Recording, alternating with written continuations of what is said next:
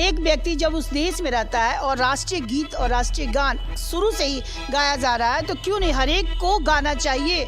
अगर हम भारत में रह करके राष्ट्रीय गीत नहीं गाएंगे तो क्या इजराइल में जाके गाएंगे, पाकिस्तान में जाके गाएंगे? हमारा देश यहाँ पर है और हम राष्ट्रीय गीत सभी को गाना चाहिए, राष्ट्रीय गान सभी को गाना चाहिए। इसमें ये नहीं है कि अगर हम वंदे मातरम कहते हैं तो मातरम का मतलब सिर्फ हिंदुत्व नहीं है।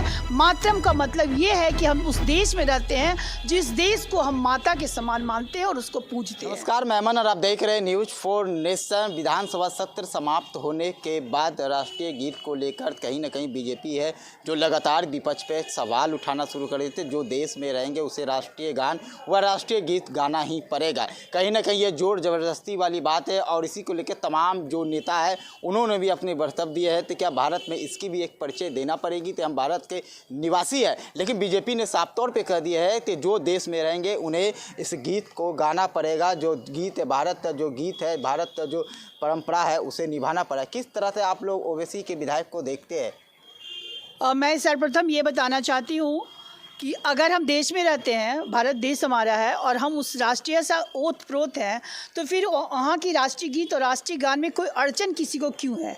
ओवैसी के विधायक इसी तरह की बातों को करके आपस का भाईचारा को बिगाड़ना चाहते हैं, हिंदू मुस्लिम और सभी को अलग अलग करना चाहते हैं।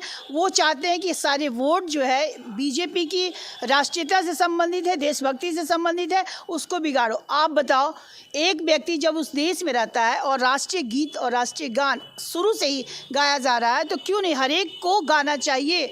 अगर हम भारत में रह करके राष्ट्रीय गीत नहीं गाएंगे तो क्या इजराइल में जाके गाएंगे, पाकिस्तान में जाके गाएंगे? हमारा देश यहाँ पर है और हम राष्ट्रीय गीत सभी को गाना चाहिए, राष्ट्रीय गान सभी को गाना चाहिए। इसमें ये नहीं है कि अगर हम वंदे मातरम कहते हैं तो मातरम का मतलब सिर्फ हिंदुत्व नहीं है। मातरम का मतलब ये है कि हम उस देश में रहते हैं जिस देश को हम माता के समान मानते हैं और उसको पूजते हैं। वो उनका बकवास है, उनके विधायकों का बकवास है, इससे ज़्यादा कुछ नहीं है। वो लाइमलाइट में आने के लिए इस तरह की बातें करते हैं। ठीक है, उनके विधायक ने नहीं गाया तो क्या उनके लिए क्या संदेश देंगे आप लोग?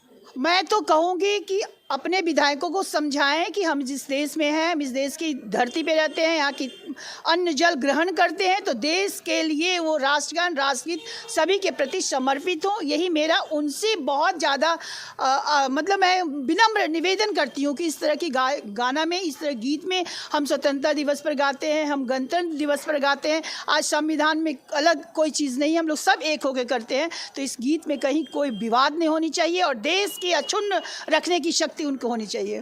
सवाल है तो शराबबंदी को लेकर लगातार कहीं ना कहीं अब विधानसभा क्षेत्र भी चालू हुआ, वहाँ भी शराब की बोतल मिलती है, हर जगह शराब की बोतल। आप लोग शराब को लेकर कहीं ना कहीं लोगों को जागरूक कर, क्या लगता है शराबबंदी सक्सेसफुल है? अभी तक आपको नहीं पता चला कि शराबबंदी सक्सेसफुल है? पूरी की पूरी हमारी एनडीए सरकार इसके लिए शपथ दिलवाए। अभी 26 तारीख को सभी लोग शपथ लेते हैं और उसके बाद अगर इस तरह का कुकर्म करते हैं तो शपथ फिर क्यों लेते हैं, ये बात है। और पूरे हमारे गठबंधन की सरकार हमारे नीतीश कुमार चाह रहे हैं कि पूरे बिहार से शराबबंदी हो, तो है। हमें महिलाएं लोग काफ़ी खुश है। गाँव की महिलाओं से पूछिए, वो आज मार नहीं खाती है, आज वो पति से प्रताड़ित नहीं होती है। तो आज हम शराबबंदी पर बेशक बहुत बेशक हम चाहते हैं कि शराबबंदी हो और एक एक व्यक्ति जो अभी नशा के जाल में फंस रहा है वो बचे। और हम लोग सरकार में है और पूरी कोशिश है सरकार की और सफल है, बोलने से कुछ नहीं होता है। कैसे आप बताते हैं सफल है? जब शराब, जहरीला शराब पीते लोग की मौत भी होती है और मौत जो हो रही है उसको कैसे देखते हैं? मौत जो होती है जहरीला शराब से, ये मैं बता दूं कि कहीं न कहीं से पूरी की पूरी हमें निष्ठा के साथ हमारे सरकार के बातों को लोगों ने समझा नहीं है। कुछ ऐसे युवक हैं जो पैसा कमाने के लिए इस तरह के काम कर रहे हैं, लेकिन उस काम के प्रति हमारी पूरे प्रशासन पूरे जगह पर अभी भी कहीं भी पकड़ाता है, किसी भी तरह का होता है उसके ऊपर पूरा के पूरा कानूनी कार्रवाई की जाती है, जिससे डर भय माहौल में है। और ये एक ज़रूरी चीज़ है कि शराबबंदी होनी चाहिए।